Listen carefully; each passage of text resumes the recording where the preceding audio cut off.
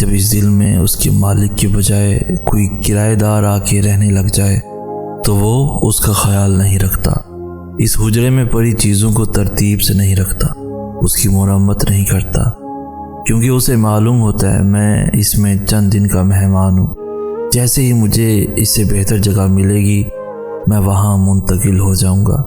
لیکن پتر جو مالک ہوتا ہے نا، وہ مکان کبھی نہیں چھوڑتا، چاہے جتنا بوسیدہ، جتنا ٹوٹا پھوٹا کیوں نہ ہو، وہ اس میں رکھی تمام چیزوں کو نہایت سلیقے کے ساتھ رکھتا ہے، اس کی ٹوٹ پھوٹ کی مرمت کرتا ہے۔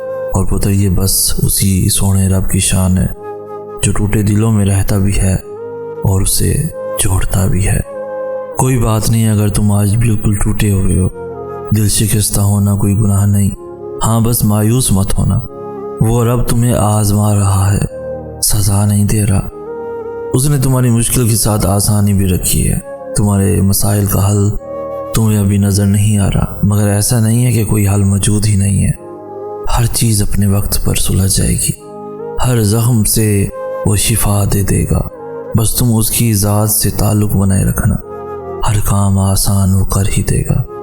ایک دن حضرت موسیٰ علیہ السلام نے اللہ تعالیٰ سے کہا کہ میں آپ کی رحمت اور انسان کے گناہ دیکھنا چاہتا ہوں۔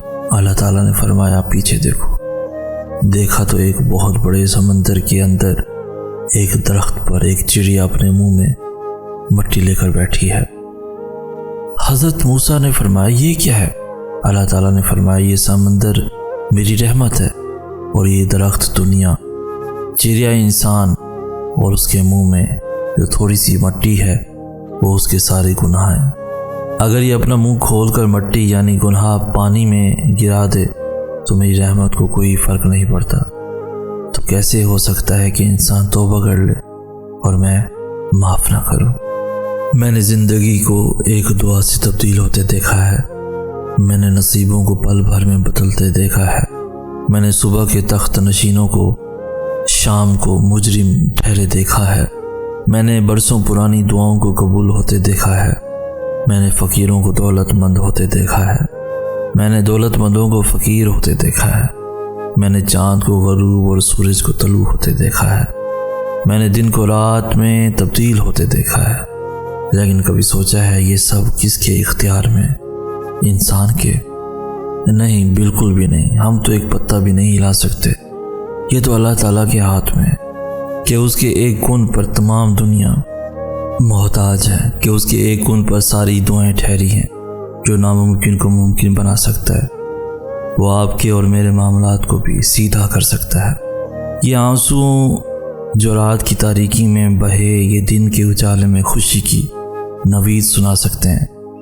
صبر تو کرو، توکل تو رکھو، ایک کن کی تو بات ہے، وہ سب جانتا ہے، جو چیز تم سے لی گئی اسے بہتر عطا کی جائے گی، بس صبر کرو، دعا کرو، ایک کن پوری زندگی کے لیے کافی ہے۔ جب اپنا غم کسی سے بیان نہ کر سکو، جب اپنی کیفیت کو خود ہی نہ سمجھ سکو، جب کوشش کر کر کے تھک جاؤ، ذہن کام کرنا چھوڑ دے، آنسوؤں میں کمی نہ آئے، تمام دن ایک سے گزرنے لگیں، تو خود کو تھکانا چھوڑ دو، سوچوں کی گرداب کو جھٹک دو، اپنا آپ حالات کے حوالے کر دو، اس ایک ذات کے بھروسے، وہ اتنا رحیم ہے کہ اس پہ بھروسہ کرنے والے کو تنہا نہیں چھوڑتا، اسے امید دیتا ہے، دلاسے دیتا ہے، اپنے ہونے کا یقین دلاتا ہے، مشکل میں ڈالتا ہے تو خود ہی اس مشکل سے نکلنے کا وسیلہ بھی بن جاتا ہے، امتحان لیتا ہے تاکہ صابر بنو، آزمائش میں ڈالتا ہے تاکہ شاکر رہو، رلاتا ہے تاکہ صاف دل رہو، چپ بھی کرواتا ہے تاکہ یقین رکھو، جگہ جگہ اپنے ہونے کی، اپنے ساتھ کی یقین دہانی کراتا ہے، نہ تو تیرے رب نے تجھے چھوڑا ہے اور نہ وہ تجھ سے بیزار ہو گیا ہے۔ سکون ملتا ہے نا یہ پڑھ کے، یہی صرف لائن، اور وہ چنتا انہی کو ہے جن کو وہ خاص کرنا چاہتا ہے۔ پھر غم کس بات کا؟ یہ بات بھی کتنا سکون دیتی ہے کہ ہمیں روتے ہوئے کوئی اور نہیں بلکہ ہمارا خالق دیکھ رہا ہے، ہمارے آنسو خاص ہو رہے ہیں۔ ایک وقت آتا ہے جب آپ چیزوں پہ رونا چھوڑ دیتے ہیں، حقیقت کو سمجھ لیتے ہیں، خود کو سنبھال لیتے ہیں اور آپ کو صبر آ جاتا ہے، پھر لوگ کہتے ہیں کہ یہ ہمت والا ہے، لیکن کوئی بھی اس ہمت کے پیچھے کی کہانی نہیں پوچھتا کہ یہ ہمت کہاں سے آئی، کیسے آئی۔ کسی کو بھی اس ہمت کے پیچھے چھپے درد کا اندازہ نہیں ہوتا۔ صبر سے پہلے کے آنسو کو کوئی نہیں دیکھ پاتا، کیونکہ ان کی نظر کی گہرائی اتنی نہیں ہوتی۔ ہر نظر آپ کی آنکھوں کے اندر نہیں جا سکتی، ہر آنکھیں نہیں پڑھ سکتی۔ وہ دیکھتے ہیں تو صرف وہی جو انہیں دکھایا جا رہا ہوتا ہے۔ ایک باہمت ہنستا مسکراتا چہرہ کمزوری انسان کو وقتی توڑ دیتی ہے، لیکن مقرر وقت یہی کمزوری آپ کو ایک مضبوط انسان میں تبدیل کر دیتی ہے۔ لیکن ہر چیز وقت مانگتی ہے۔ ناشکری کی بجائے اللہ کے مقرر کردہ وقت کا انتظار کریں۔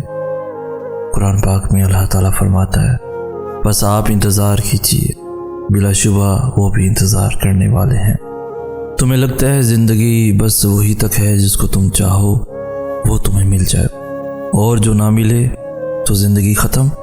یہ زندگی تو نہیں تھی، یہ تو محض اللہ کی طرف سے تمہیں آزمایا گیا تھا، اور دیکھو تم جیت گئے۔ یاد ہے تمہیں وہ سجدہ جب تم نے رو رو کر اپنی محبت کو مانگا تھا اللہ سے؟ کبھی تم دعا میں ہاتھ اٹھاتے تو اللہ کے سامنے اپنے آنسوؤں کو چھپا لیتے، تو کبھی ذرا سی بات پر ٹوٹ کر بکھر جاتے، کبھی ہار کر سجدے میں گر جاتے، کبھی صبر کے لیے دعا مانگتے۔ دیکھو تمہیں کہیں نہ کہیں وہ سب مل گیا جو تم چاہتے تھے۔ اللہ مل گیا، اللہ کی محبت مل گئی، وہ سب کچھ جو تم دعاؤں سے اللہ سے مانگتے تھے۔